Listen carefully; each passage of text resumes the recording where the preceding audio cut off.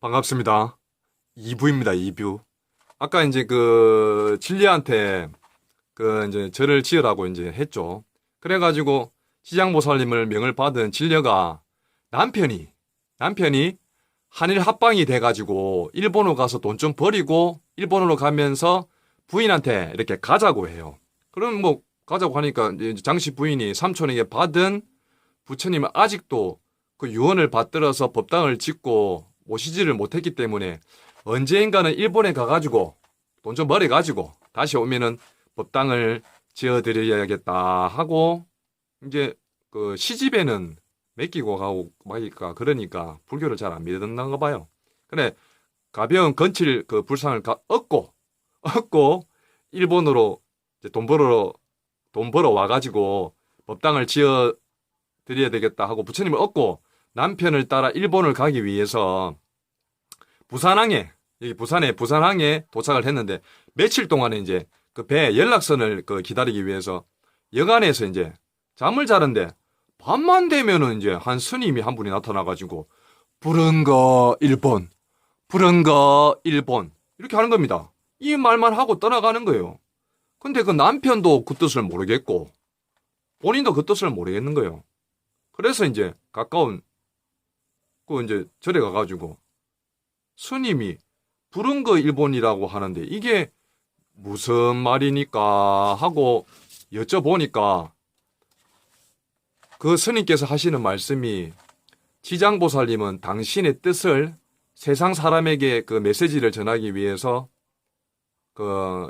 나타날 때는 주로 스님의 모습으로 나타납니다.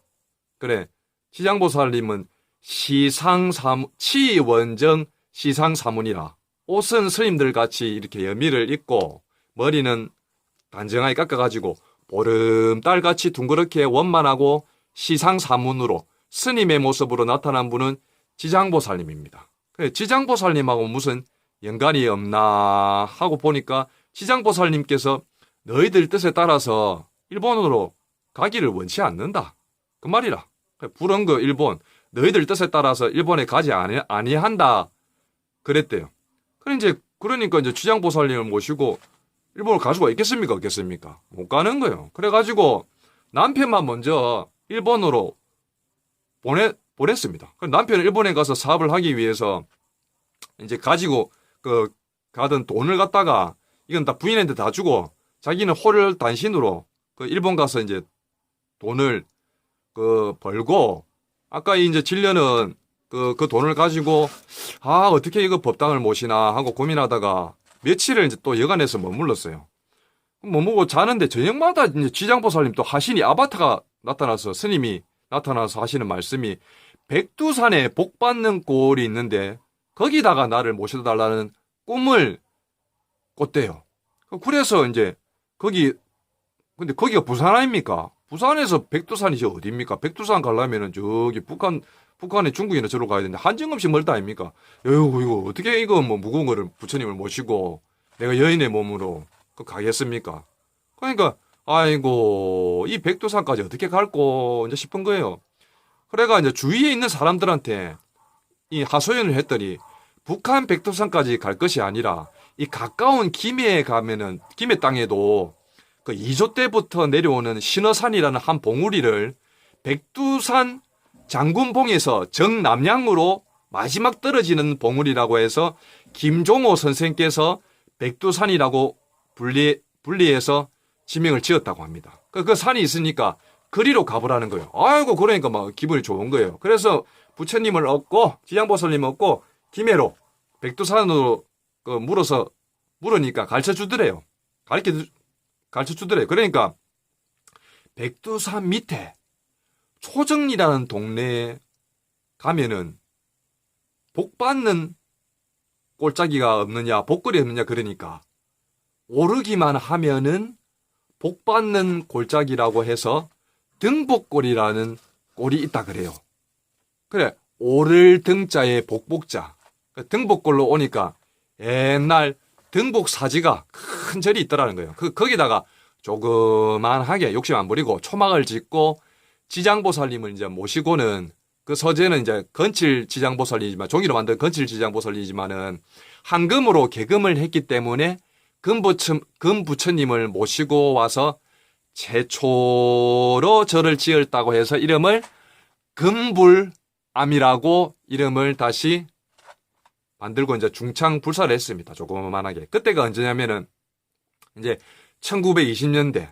금불암을 지었는데 그 이후에 저기 멀리 금강산에서 수행하던 수월 스님의 훌륭한 스님이 있습니다. 수월 스님의 손상자이신 원명 스님이 이제 해방이 돼가지고 그 금강산에서 내려와가지고 이제 발길 닿는 대로 오다 보니까 어디로 왔냐면은 이제 김해까지 왔어요. 그 금불암에 들리게 됐는데 금불암에 장시성을 가진 보살님이 원명 스님을 딱 보더만은 저 스님한테 이 절을 맡기면 되겠다 싶어가지고 이제 원명 스님이 생식을 하고 장자를 하면서 공부를 열심히 하는 스님이었는데 절을 넘겨들었다고 그래요. 그래서 그 스님에게는 그 절을 이어받아가지고 당신의 법명이 원명 스님이었기 때문에 절 이름을 원명사로 이제 개명을 했습니다. 이제 그때가 언제인고 하면은 1960년대 그래요. 그래서 절을 지은 후 40년 이후에 불에 들어도 이제 아까 타지 않았다 아닙니까? 지장보살님이. 근데 방광을 했기 때문에 그 부처님이 지금도 전해져서 김해 원명사에 모시고 있다는 최초의 개금을 한 지장보살님을 얻고 와서 금불암이라는 이름으로 계산한 절이기 때문에 지금은 그 절을 지장도량을 이제 계승 발전시키기 위해서 지장보살님을 잘 모시고 있습니다. 근데 그 지장보살 부처님 인물이 별로 안 좋아가지고 큰 방으로 이제 모셔놨는데 큰 방에서 법당 쪽으로 늘 이제 빛이 방광을 한다는 거예요. 자꾸 비치더라는 거예요. 그래서 다시 법당에 지장보살님을 모셔놨고 지장도량으로 잘 이끌어가고 있습니다. 그 다음에 또 밖에 보면은 그 원명사 들어가는 입구에 지장보살님 그 돌로 된 석상이 있어요. 근데 이 석상은 누가 모셨냐면은 우리나라에 아마 절을 제일 많이 창건한 보살님이라고 제주도 분이신데 임덕희라는 보살님이 계셔요. 그 임덕희 보살님이 이제 이 지장보살님을 모셨는데 이 지장보살님이 우리나라에 뭐 큰 일이 있으면 눈물을 흘립니다. 이 석상에 눈물을 이렇게 딱 흘려요. 그 아니냐 다를까 저 앞전에 옛날에 낙산사에 불이 났었죠. 그 불이 날 때도 벌써 3일 전부터 그 눈물을 흘렸다고 합니다. 근데 홍련암에 의상 스님이 그 홍련암에서 도를 깨닫거든요. 그 홍련암만 안 타고 그 전부 소실이 됐다고 합니다. 그리고 그때도 이 지장보살님이 3일 동안 눈물을 흘렸다고 합니다. 오늘 이 내용의 그 이야기는 우리 보살님도 지극히 뭐 간세음 신앙이다, 지장보살님 신앙이다, 열심히 하고 말 것이다, I can do it 이루고 말 것이다 하면은 기도가 다 이루어져요. 근데 그렇지 않고 마음은 딴 곳에 가 있고 욕심만 채워져 있으면 기도가 안 된다는 겁니다. 그러니까 일심으로 지장보살님을 기도를 하면은 모든 것이 이루어진다고 믿고 열심히 기도를 한번 해보십시오. 아시겠습니까? 오늘 그래 불에도 타지 않고 물에도 빠지지 않는 지장보살님처럼 우리 보살님들께서 열심히 하면은 모든 것이 이루어지리라는 것을 이야기를 마치도록 하겠습니다. 만담스님 물러가도록 하겠습니다. 감사합니다. 고맙습니다. 사랑합니다.